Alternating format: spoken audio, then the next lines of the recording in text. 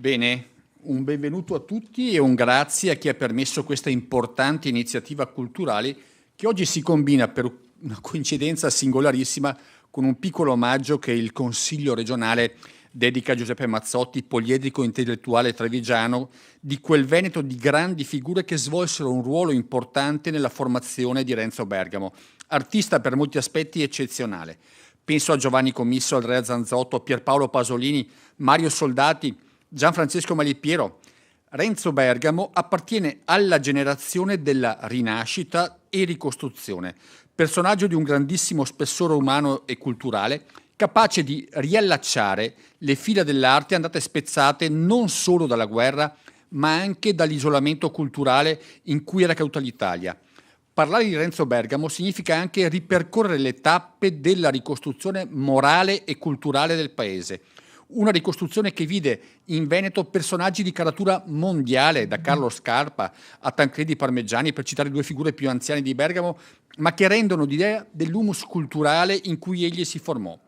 Questo libro che presentiamo qui oggi ci spinge a riflettere su questo artista, il suo essere libero, slegato da ogni definizione e corrente, casomai legato a punti di riferimento come Mondrian, Kandinsky o ancora di più Kazimir Malevich, con il quale mi avvio a concludere appunto il mio saluto per l'elevato valore simbolico che oggi il grande suprematista assume anche ai nostri occhi. Malevich era nato a Kiev sotto l'impero zarista da una famiglia di origini polacche, dunque riassumeva molte delle famiglie di tensione che oggi affliggono non solo molte delle faglie di tensione che oggi affliggono non solo l'Ucraina. Renzo Bergamo lo apprezzava e sapeva bene le sfide di Malevich, lo aveva lanciato e che avrebbe trovato anche appunto risposte complesse come nel caso di Lucio Fontana e dei suoi tagli. Miriam Cristallo, il suo suprematismo come modello dalla non rappresentazione, cita Malevich con una frase che introduce benissimo la figura di Renzo Bergamo. Disse: Malevich, l'arte del passato, soggetta perlomeno all'estero al servizio della religione e dello Stato, deve rinascere a nuova vita dell'arte pura, non applicata, del suprematismo, e deve costruire un mondo nuovo, il mondo della sensibilità. Ecco, Renzo Bergamo, protagonista del nuovo mondo, seppe osare, al pari di Fontana e dei suoi tagli provocatori. Nelle opere di Bergamo il soggetto non esiste, ma noi intuiamo la forza dell'artista, il gesto, e per quanto sembri impossibile ci rendiamo conto che ogni tratto, ogni colore, ogni sfumatura è dove doveva essere il frutto di quella forza di volontà e amore che appunto Bergamo metteva nella sua arte, spingendolo ad andare oltre e osare. Ho parlato fin troppo, lascio lo spazio alle figure qualificate e qualificanti che oggi parleranno di questo grande artista.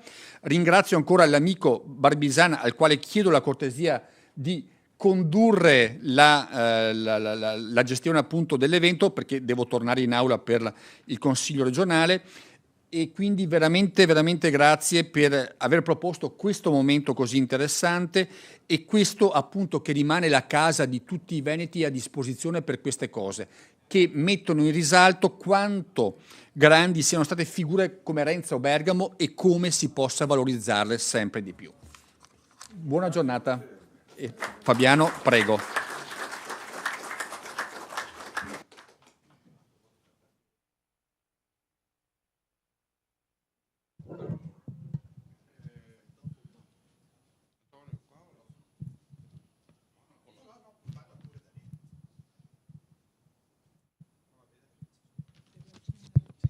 Funziona? Funziona? Sì. Sì, allora, innanzitutto ringrazio tutti quanti i presenti, coloro che appunto su questa iniziativa hanno capito l'importanza, i portogruaresi e anche gli amici qua che sono presenti, perché appunto abbiamo oggi anche la presentazione di questa figura di spessore di quest'uomo in un posto prestigioso, come ha appena detto il Presidente, la Casa dei Veneti. Questa è la sede del Consiglio regionale, nella sala dedicata a Oriana Fallaci, quindi anche qua diciamo c'è una storia che merita in qualche modo l'evento col quale siamo qua. Ringrazio la signora Semeraro e Caterina. Io leggo un attimo di cronistoria perché è giusto che si sappia anche di cosa si tratta, oltre a quello che ha già presentato il Presidente. Renzo Bergamo nasce il 2 novembre del 1934 a Portogruaro e grazie al padre che riconosce in lui una spiccata dote artistica espone le sue prime opere a soli 13 anni. Rimasto orfano ancora adolescente, instaura con lo scrittore Giovanni Comisso un rapporto molto stretto che durerà per sempre. Negli stessi anni comincia a frequentare la cerchia di intellettuali di quel Veneto felice, tra cui Andrea Zanzotto, Pierpaolo Pasolini, Mario Soldati e Gianfrancesco Malipiero. La frequentazione di questi ambienti sarà determinante per la formazione della sua personalità artistica. Dopo aver vissuto e lavorato sempre da autodidatta a Parigi e a Zurigo, nel 60 si stabilisce a Milano e dove Comisso lo introduce ad esponenti del nuovo mondo culturale come Giorgio Streller, Bruno Munari e Franco Grignani. Vive e lavora in via Madonnina, a 2 passi da quel bar Giamaica, dove con Lucio Fontana, Piero Manzoni, Gianni Dova, Emilio Scanavino, Cesare Peverelli e Roberto Crippa discute delle forme concettuali dell'arte. In questi anni la sua pittura si orienta verso la ricerca che diventerà la sua costante intellettuale. Affascinato dalle scienze e dalla matematica, Renzo Bergamo definisce un mondo che anticipa immagini e concetti dinamici come le esplosioni cosmiche, gli scontri tra particelle, le trasformazioni della materia, la genesi delle galassie, la biogenesi delle cellule. Tra campi gravitazionali, atomi, galassie, Renzo Bergamo descrive la forza delle esplosioni cosmiche, immagina una sua personale grammatica delle origini del mondo, riuscendo a rappresentare nelle sue tele l'infinitamente grande dell'universo e l'infinitamente piccolo dell'atomo. A metà degli anni 60 la sua carriera compie un passo significativo, le sue opere vengono esposte a New York in una collettiva dal titolo Avanguardia Italiana, patrocinata dal Ministero degli Esteri e promossa dal Comune di Milano.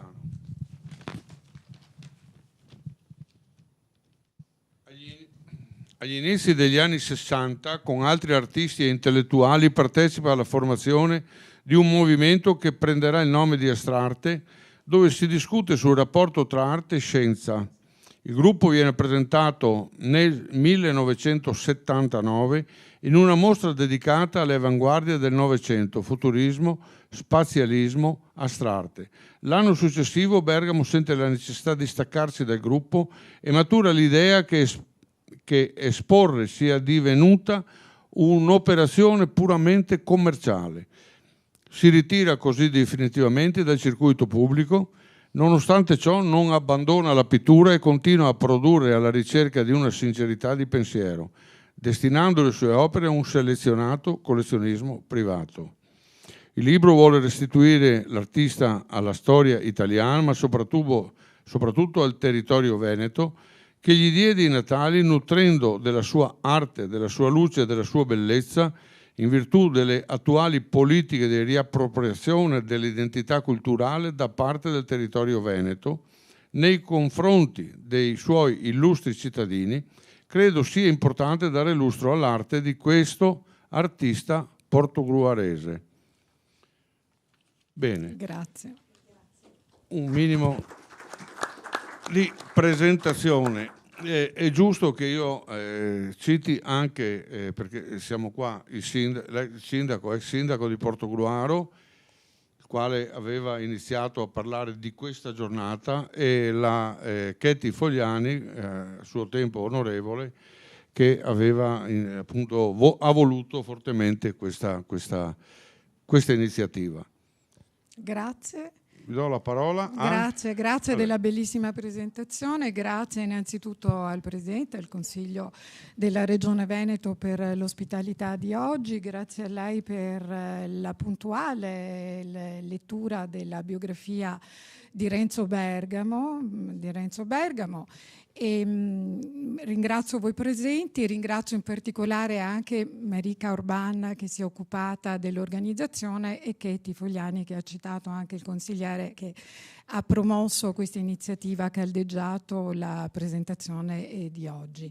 Ecco, io manderei velocemente quel breve 2 minuti da un servizio che hanno registrato in occasione della mostra di Portogruaro, di cui state vedendo le bellissime immagini, perché il libro è figlio di questa mostra e se possibile le mandiamo subito.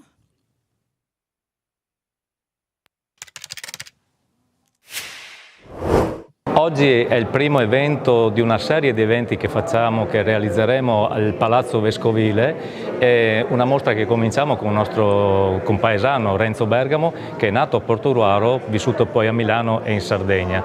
Un'arte di un grande artista, di un grande pittore, dalla forza poetica, dalla forza compositiva e dalla padronanza del colore unica.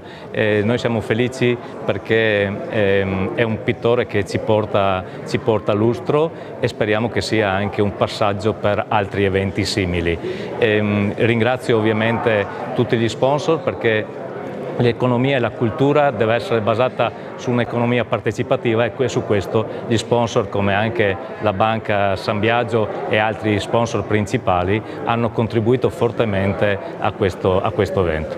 Banca per Albi San Biagio è presente in quasi tutti i contesti dove si parla naturalmente di cultura nel nostro territorio, è uno dei focus che noi seguiamo e per i quali ci impegniamo molto e questa di questa sera è una delle occasioni particolari dove il distretto turistico della Venezia Orientale diciamo così, sta inaugurando una delle mostre più importanti che stanno svolgendo qui nel nostro territorio portoguarese. La cultura sì, sono molteplici quelle che vengono diciamo così, sponsorizzate e comunque sorrette da contributi che Banca Prealpi San Biagio dà a tutto il territorio e sono diffuse in tutti i comuni chiaramente del territorio della banca che va dalle Prealpi al mare, io lo dico, e che quindi ci vede veramente dei protagonisti molto importanti con il sostegno a tutte le iniziative. Siamo felici di presentare questa mostra che abbiamo organizzato a Portogruaro, che è un fiore all'occhiello costruito dal distretto turistico che ha la fortuna di riuscire a mettere insieme il pubblico e il privato, con l'apporto di molti imprenditori del territorio e soprattutto della banca che vive e fa vivere gli imprenditori qui nel territorio. È una mostra che consentirà di far conoscere il territorio perché non è chiusa in un palazzo ma è diffusa in 4 posti diversi e quindi coloro che visiteranno la mostra avranno la fortuna e la possibilità di scoprire un territorio meraviglioso qual è quello della città di Portogruaro. Eccoci, ecco, questo è giusto per dare un'idea di che cosa è stata, perché è andata oltre la mostra, direi che è stata un'operazione culturale e come tutte le operazioni culturali dietro ci vuole un team, ci vuole una squadra.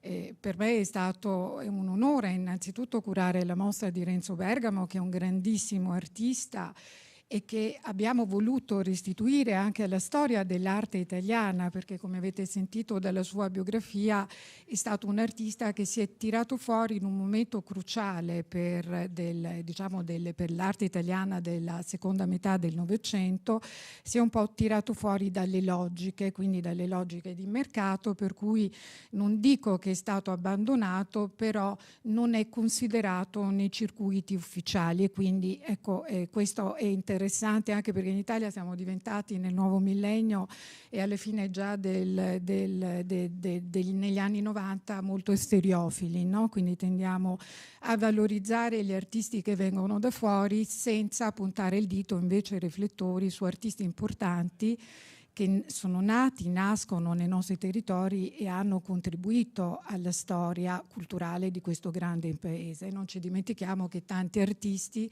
e io sono un critico d'arte, lavoro a Venezia, collaboro spesso con la Biennale, quindi sono testimone di quanto gli artisti stranieri vengano in Italia a imparare le pratiche dell'arte, perché in Italia noi abbiamo i grandi artisti artigiani di cui parleremo, Renzo Bergamo, espressione con una pittura molto complessa e molto importante, tra l'altro da Grande Veneto, perché questo è il territorio e la terra della pittura. Ecco, la mostra è stata una mostra diffusa sul territorio volutamente, per coinvolgere più luoghi possibili. Ovviamente la sede principale era Palazzo Vescovile, quindi voi avete visto nelle immagini eravamo tutti mascherati perché è caduta, ahimè, alla fine di un momento complesso, però eravamo ancora, diciamo, reduci dalla pandemia e quindi ecco, come recita il titolo del libro L'arte insegna il coraggio di osare, che è una frase famosa di Renzo Bergamo. Tutta l'operazione è stata molto coraggiosa perché ovviamente alla base di questa operazione c'è stata una strategia politica. Abbiamo qui oggi con noi l'ex sindaco di Portogruaro che per primo diciamo, ha caldeggiato l'idea di organizzare questa mostra. Io lo vorrei invitare a parlare, così ci racconta quali sono state le strategie che sono alla base della mostra.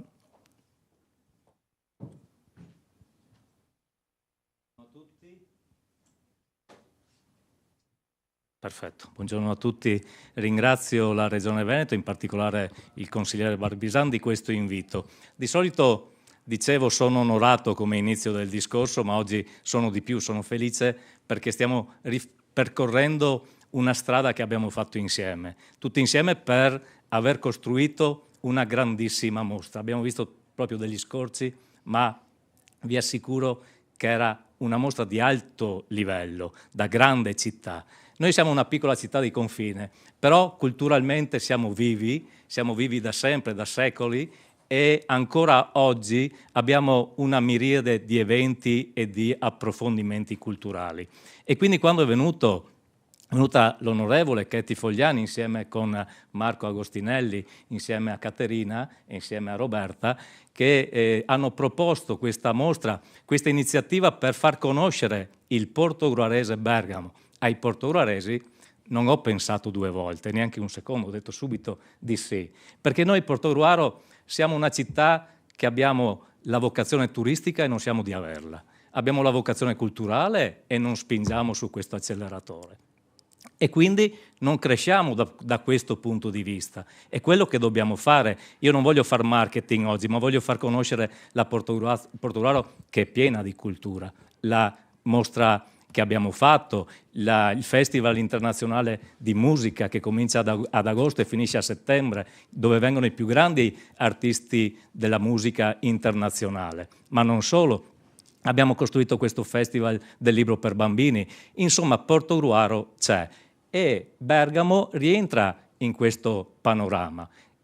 L'humus di Portogruaro è un humus che fa crescere, che fa nascere persone che per l'arte spendono tutta la loro vita. L'arte, diceva, serve per osare, ma non solo, l'arte è bellezza, la bellezza è il bene. Se insegniamo ai bambini che la bellezza e quindi l'arte serve, non si farebbero più le guerre in Ucraina, sarebbe già finita da un pezzo. Quindi insegnare ai bambini cos'è l'arte, cos'è questa favola bella, serve a tutti.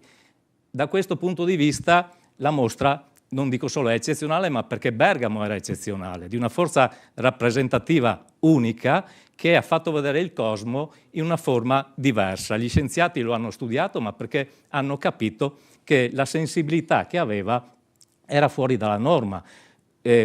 Non scolarizzato, però grande studioso di matematica, di astrofisica, lui ha portato nelle tele quello che noi non vediamo. Io stesso ho visto la mostra da solo, e quando una persona vede i quadri di Bergamo nello stesso momento e in silenzio, è come buttarsi all'interno del cosmo. Si sentono i rumori, i canti dei pianeti, e quindi e fa capire la potenza che ha, non solo, come dicevo, nella presentazione, la sua forza compositiva e anche del colore, ma anche questa forza di inserire la persona all'interno del suo mondo, che era un mondo completamente diverso. Nasce a Portogruaro, va a Milano viva della Milano di quel tempo, dove cerca di approfondire i temi culturali dell'arte, e poi si stanca e come si dice, entra in un buco nero, però è il suo buco nero dove fa vedere tutte queste cose. Quindi Portogruaro cosa farà? Cosa può fare una città piccola come Portogruaro al confine del Veneto? Può fare quello che abbiamo fatto sempre. Tutte le amministrazioni hanno dato del proprio e hanno aumentato la capacità culturale della città. Noi dobbiamo continuare a fare mostre, fare dei quadrilateri. Il Palazzo Vescovile deve essere mostra permanente. Ringrazio la presenza del direttore e del presidente del distretto, che sono stati figure importanti e determinanti per le mostre passate e per quelle future. C'è la mostra dei mulini, Roberta Semeraro con la sua associazione è aggiudicataria dei prossimi 2 anni delle mostre dei mulini, e anche questo la dice lunga. Vuol dire che loro si sono innamorati di Portogruaro e hanno capito le potenzialità di Portogruaro, e quindi la Biennale della fotografia nascerà il prossimo mese. Non voglio rubarti, però siamo fra amici, vedo tanti portogruaresi e anche veneziani, e quindi è anche giusto dirlo. Saranno 2 anni intensi di fotografia, di relazioni non solo con i portogruaresi, ma con tutto il Veneto e oltre, perché Portogruaro è bella perché è bombardata da una cultura mitteleuropea, nordica, e da tutti, è per questo che è viva. E quindi, come ex sindaco, e il futuro vedremo cosa succederà, sono solo felicissimo di questo evento, sono felicissimo per Caterina, perché ha dato tutto il suo supporto, tutta la sua conoscenza e il suo amore per questo evento, e in futuro, dicevamo prima, non è una cosa impossibile, ma fare un quadrilatero grande fra Portogruaro, Milano, che ha già fatto la sua mostra Bergamo, e Olbia, che poi magari lo dirà Caterina, potrebbe essere un bel triangolo e quadrilatero, perché Bergamo deve ritornare ad essere importante come lo è Russolo, molto più conosciuto, come lo sono tante persone. Abbiamo recuperato anche Da Ponte quest'anno. Torneremo a fare, è una chicca, una novità, la prima opera dopo 50 anni, un'opera mozartiana, la rifacciamo al Teatro Russolo, e riportiamo anche questa idea di Da Ponte, che è stato vice direttore del nostro collegio. Mi hanno dato 2 minuti, ne ho spesi 5, chiedo venia. Grazie. Grazie.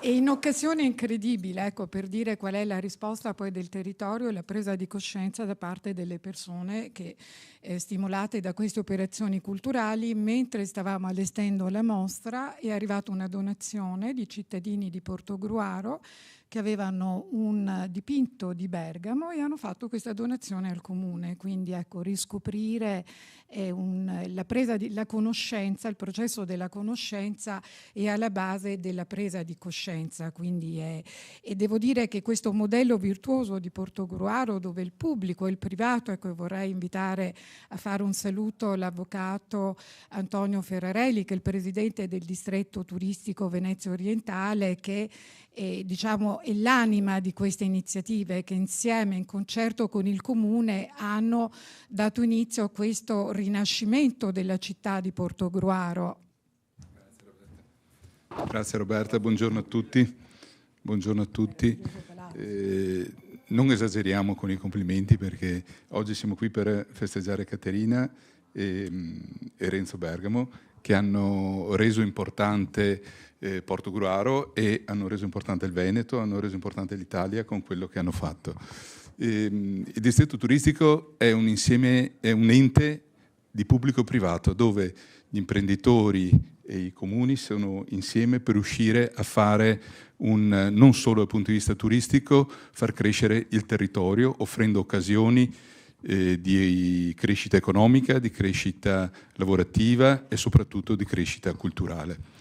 Con l'utilizzo del Palazzo Vescovile per Renzo Bergamo, io penso che sia stato costruito un abbraccio fra Portogruaro e Renzo Bergamo. Si sono riabbracciati dopo tanto tempo, perché Renzo ha lasciato da giovane Portogruaro, e il distretto ha favorito questo abbraccio, un abbraccio che ha consentito a Renzo di ritornare e far capire quanto era affezionato e ci teneva a Portogruaro, ma allo stesso tempo Portogruaro lo ha celebrato, ma ha avuto, grazie a lui, una vetrina nazionale ed internazionale, perché la direttrice dopo ve lo confermerà, abbiamo ricevuto anche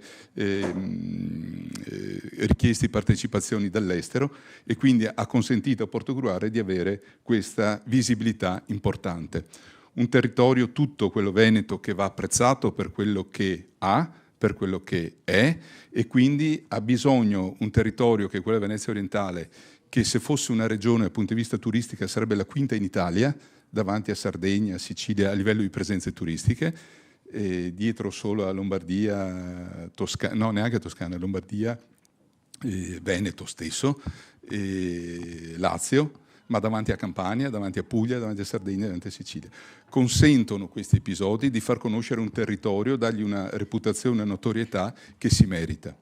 Io penso che con questo libro Caterina, in quell'abbraccio figurativo che io vedo fra Portogruaro e Renzo Bergamo, abbia dato un ulteriore atto di amore a suo marito.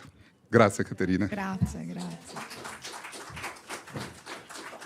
La direttrice Pierpaola Maier, che ci dirà 2 parole su questo bellissimo museo che ho ospitato. Avete visto la carrellata di immagini, 5 sale, dove è stato ricostruito un percorso cronologico attraversando i vari cicli della pittura di Renzo Bergamo, partendo ovviamente dal macrocosmo per arrivare al microcosmo in questo allestimento a cabinet, e con una scenografia virtuale realizzata dall'artista regista Marco Agostinelli con lo scenografo Atei Tutta, che veramente ha messo in movimento i dipinti di Bergamo, dando l'impressione di esplorare l'universo della sua pittura, no? Quindi i visitatori avevano veramente, era una installazione immersiva, anche con le luci, studiata proprio per dare questo senso, no? Del viaggio nella pittura, la scoperta ovviamente dell'invisibile, perché era questo il senso del non conosciuto, della ricerca di Renzo Bergamo, che oggi fatta in tempi non sospetti, iniziata in tempi non sospetti, quando ancora non si parlava, non c'era questo grande connubio tra l'arte e la scienza, invece di cui si parla moltissimo oggi. Ecco, do la parola Allora, grazie Roberta. Ecco, volevo iniziare a parlare del senso e dell'operatività che stiamo portando avanti come distretto all'interno del Palazzo Vescovile, ma permettete anche a me una certa emozione, perché in realtà ci possono essere tante formule, tante metodologie, ma quello che mi è arrivato seduta lì, sentendo i relatori che mi hanno preceduta, è l'emozione, la passione, e credo che l'amore e la passione siano, come dire, gli strumenti fondamentali da mettere in quella che è la cassetta degli attrezzi per chi si accinge a fare un lavoro come quello che noi stiamo facendo, e più in generale in tutti i lavori. Ecco, questo è l'elemento che fa la differenza. Palazzo Vescovile, avete visto, parlo anche, vedo amici portogruaresi, avete visto le sale di questo palazzo, che sempre più sta diventando un luogo della sperimentazione. In che senso? Un luogo della sperimentazione attraverso questo distretto turistico che mette insieme una partnership pubblico-privata, ecco che si stabilisce sempre più un dialogo che è però pragmatico e concreto tra che cosa? Tra il turismo, e tra lo sviluppo anche turistico dell'area, ma anche con tutto ciò che significa cultura, arte, storia, territorio e protagonisti del territorio. E tutto questo ha dato vita e continua a dare vita ad un programma espositivo all'interno del palazzo, come voi sapete reso possibile grazie alla convenzione siglata dalla Fondazione Think Tank Nord-Est con la diocesi di Concordia Pordenone, e questo ha fatto sì che il palazzo diventasse un nuovo, come dire, centro pulsante dell'animazione culturale portoghese. E vi assicuro che la scelta non è stata casuale, è una scelta voluta, quella di trovare questa sede, che è sede della Fondazione Think Tank Nord-Est e anche sede del distretto turistico Venezia Orientale, che è figlio della Fondazione. Quindi una scelta non casuale che nasceva anche da una esperienza precedente. Dobbiamo andare al lontano 95, ma già lì il palazzo era diventato sede di un'importante mostra dedicata ad Antonio Carno, la pittura veneziana del Seicento, e già lì si era potuto cogliere la potenzialità non solo di quella dell'edificio, ma anche di un'operazione di questo tipo per Portogruaro. E perché il distretto turistico ha deciso di mettersi anche in gioco rispetto alla realizzazione e promozione di un calendario di mostre temporanee all'interno di questa sede espositiva? Beh, gli obiettivi sono molteplici. Un primo obiettivo è sicuramente quello di andare ad intercettare un target specifico, che è quello del turismo culturale, che ovviamente consente anche uno sviluppo, una crescita dei territori, è una sorta di piccola linfa, no? a quella linfa vitale per quella microeconomia che è importantissima per i centri storici. È un altro obiettivo importante legato ai nostri portatori di interesse, quindi all'allungamento della stagione, quindi ampliare l'offerta turistica offrendo anche delle iniziative, delle esperienze culturali che possono andare ad arricchire la vacanza e la permanenza nel nostro territorio. Un altro aspetto non da poco, lo stiamo vedendo, lo stiamo testando, l'organizzazione di queste mostre, agganciata anche all'attività degli uffici stampa, va a contribuire a quella che si direbbe la conoscenza, la reputation e la conoscenza del territorio, quindi va ad affiancarsi a tutta una serie di operazioni sul piano della comunicazione e anche in chiave editoriale. E infine, ma non da ultimo, un altro obiettivo riguarda i giovani, le nostre nuove generazioni. Il palazzo, da quando abbiamo iniziato dalla mostra dedicata alla collezione Cavallini Sgarbi, consente a dei giovani che stanno facendo un percorso formativo affine ovviamente a questi ambiti di sperimentare sul campo tutto quello che significa gestione di un evento culturale, organizzazione, accoglienza, quindi dare la possibilità ai giovani del nostro territorio di cimentarsi all'interno di eventi e di iniziative di qualità. Quindi questo è un altro dei nostri obiettivi. Quindi che dire, per non togliere ulteriore tempo, ma andando all'esperienza di Renzo Bergamo. La nostra programmazione è una programmazione che deve necessariamente guardare al territorio. Tutte le esperienze che abbiamo fatto hanno sempre cercato di guardare e di concentrare anche l'attenzione sulle risorse del territorio, sui protagonisti del territorio, e questo dà un senso alla mostra dedicata appunto al grande Renzo Bergamo. Lo faremo anche nella prossima mostra, dove il tema sarà quello dedicato alla dogaressa, questa First Lady Ante Litteram, in collaborazione con la Fondazione Musei Civici Veneziani, ma anche qui oltre ad evidenziare il collegamento tra la grande Venezia e la piccola Venezia sul fiume Lemene, ma andremo anche a creare degli approfondimenti rispetto a quelle che sono state delle protagoniste del mondo culturale del nostro territorio. Per citarne, andiamo nel Cinquecento, Isabella da Passano della Frattina, andiamo a Lucia Memmo, moglie di Alvise Mocenigo, per arrivare un po' a quella che potremmo considerare una sorta di dottoressa, come è stata anche Marta Marzotto, che comunque con la sua vita, con la sua esperienza, pur non essendo veneziana di nascita, ha comunque acquisito quello che era uno stile. Ecco, questo è il senso, questa è la nostra, e quindi quello che noi intendiamo fare all'interno del palazzo è dare vita. Portogruaro è città della musica, nel nostro piccolo si crea un'armonia. Vogliamo creare un'armonia che tenga conto di sensibilità diverse, di storie diverse, di approcci metodologici diversi, ma che tutti quanti guardano verso un unico obiettivo, che è appunto favorire la bellezza, no? Questo concetto di bellezza che vuol dire crescita personale, e valorizzare un territorio che tutti noi amiamo e che quindi anche grazie a queste iniziative andiamo a valorizzare. Grazie. Grazie.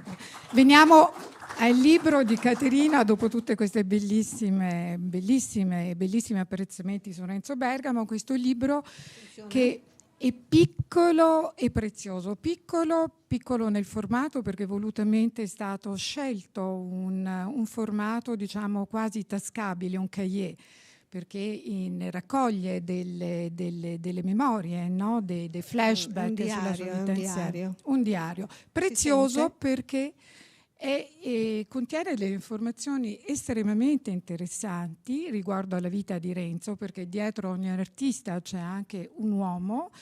E ecco, Caterina, diciamo, loro non hanno avuto figli, quindi è l'unica memoria vivente di Renzo, quindi lei con questo libro lascia veramente ai posteri, anche a coloro che studieranno l'opera di Renzo, delle informazioni estremamente importanti. Ecco, io vorrei, entriamo in merito a due capitoli, soltanto due capitoli che sono diciamo opposti per alcuni versi, ma anche significativi per tutta la storia. Allora, nel secondo capitolo lei ricostruisce un po' a ritroso, in questo suo andare indietro nella memoria, ricostruisce il passato di Renzo.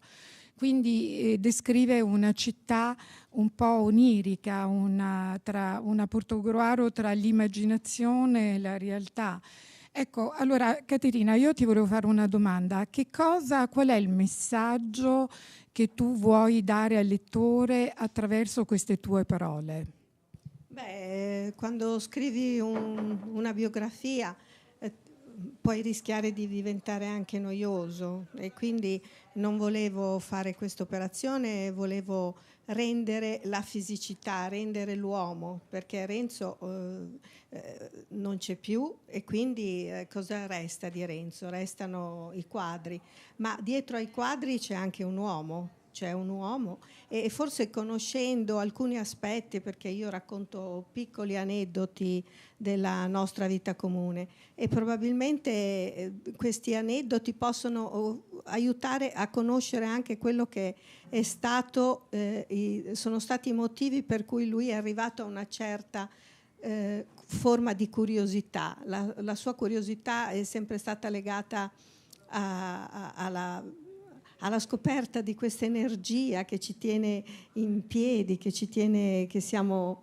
l'energia del cosmo, e quindi tutta la sua tematica si svolge intorno a questo. E io racconto l'uomo, semplicemente un uomo che attraverso questi passaggi della nostra vita possono, credo, ci ho provato a rendere anche un significato ai quadri che ha fatto. Quando parli di Villa Storta, la famosa casa dove Renzo è nato, con la sua famiglia, anche perché ha avuto comunque un'infanzia abbastanza complessa, no? Difficile, perché Renzo è nato nel 1934, erano di famiglia di origine ebrea, e quindi sono stati perseguitati come famiglia, e Renzo è dovuto venire via che aveva 17 anni, è andato a Zurigo, e lui ha iniziato molto presto, perché suo padre dipingeva così per diletto, e lui ha iniziato a 13 anni, anche per mantenere la famiglia, ha iniziato a raccontare i paesaggi di Portogruaro per mantenere una famiglia di 7 figli. Era rimasto orfano, la madre era morta giovanissima, che lui aveva 4 anni, e quindi ha iniziato questo percorso pittorico con Renzo mi diceva sempre: non avrei potuto fare altro che il pittore. Poi, arrivando a Milano, ovviamente la sua tematica è cambiata, ha lasciato una pittura virtuosistica per mondi sconosciuti, finalmente si è realizzato nel 4º capitolo infatti parli proprio di questo, no? Tra l'altro facendo una critica precisa, no? Quindi collocando Renzo, individualizzando Renzo come artista scienziato. Tra l'altro usi anche un riferimento a Leonardo, no? E questo, ecco, quello volevo chiederti, questa consapevolezza ti è arrivata dopo, no? Assolutamente con sì. Il professor Giorello, quindi dopo la morte di Renzo ti sei resa consapevole di alcuni fatti, no? Che riguardavano... Diciamo che quando ho iniziato a fare l'archivio dopo la sua morte, c'è stato un ragazzo che veniva dall'Accademia di Brera e mi ha fatto notare alcune analogie con il grande maestro. E quindi mi sembrava veramente esagerato, mi sembrava fuori luogo, però mi ha fatto notare certe cose. Poi è arrivato il professor Giorello, che molto coraggiosamente è stato quello che in un'intervista ha detto che c'erano molte analogie, soprattutto la forza del segno, la forza dell'espressione, e soprattutto non voglio assolutamente fare paragoni, però Renzo ha studiato, era interessato all'energia e a tutto quello che succede nell'inconoscibile.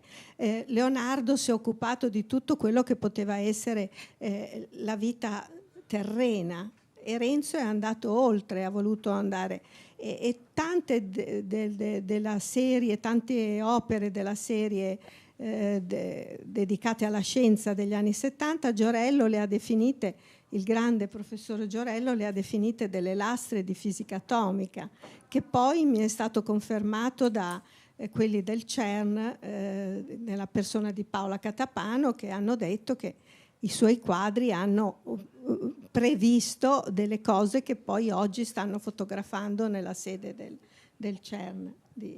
E quindi praticamente la sua pittura è stata dedicata tutta la sua vita a questi temi, cose che negli anni 60-70 non erano assolutamente comprensibili. E questo per citare un'ultima cosa che è stata detta dal professore, dall'architetto Boeri, ultimamente quando abbiamo presentato il libro a Milano, che veramente Renzo Bergamo è arrivato il momento, visto che si parla adesso di particelle, di campi gravitazionali, di tutte cose che Renzo aveva toccato senza avere una conoscenza scientifica, soltanto immaginando, pensando. Quando io gli chiedevo ma come, lui dice basta osservare, mi rispondeva così. E basta osservare non è vero per tutti noi, comunque esatto, però anche Boeri ha significato, ha espresso questo pensiero che Renzo oggi potrebbe essere più compreso di quanto non è stato compreso negli anni 60, negli anni 70, quando le sue tematiche non erano ancora fruibili per il mercato. Bene, grazie, vi abbiamo narrato piccoli episodi, invitandovi ovviamente a leggere il libro per avere cognizione di tutta la storia e i racconti. Grazie. Sì, io davvero vi ringrazio di cuore, è una attività che fate che vi invidio. Da modesto appassionato anch'io d'arte, di quadri, chi mi conosce sa che ho questa passione. Bergamo ci lascia magari un po' troppo presto, perché a 69 anni ci ha lasciato, ma ha lasciato sicuramente però un grande ricordo. Ricordo che, ringrazio ancora Ketty Fogliani e il sindaco, è stato portato, messo in evidenza nella nostra Portogruaro, nella sua Portogruaro, e queste sono le cose che fanno ricordare una persona appassionata al territorio ed un territorio speciale. Quindi davvero un ringraziamento di cuore. Grazie, grazie.